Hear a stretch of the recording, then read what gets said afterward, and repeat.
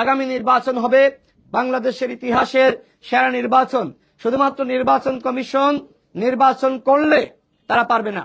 নির্বাচন কমিশনকে রাজনৈতিক দল হিসেবে প্রত্যেকটা দলকে সহযোগিতা করতে হবে, বাংলাদেশের জনগণকে সহযোগিতা করতে হবে এবং সরকারকে অনতিবিলম্বে নির্বাচনের সেরা পরিবেশ তৈরি করতে হবে, যেটি আমি আগে উল্লেখ করেছি।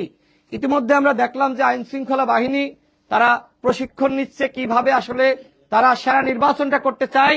আমরা দেখেছি যে সামাজিক যোগাযোগ মাধ্যমে মিডিয়াতে আনসার কিভাবে আসলে কাজ করবে, বিজিবি কিভাবে কাজ করবে, পুলিশ কিভাবে কাজ করবে, সেনাবাহিনী কিভাবে কাজ করবে, একসাথে এই আইন শৃঙ্খলা বাহিনীগুলো কিভাবে আমাদেরকে সুষ্ঠু নির্বাচন উপহার দিবে, এই বিষয়গুলো আমরা দেখলাম।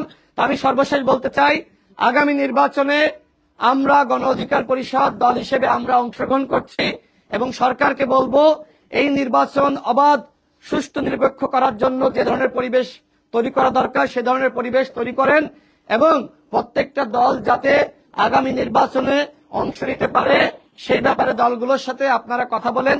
নির্বাচন কমিশন ইতিমধ্যে সংলাপ করেছে, তারা আরো বসতে চায়।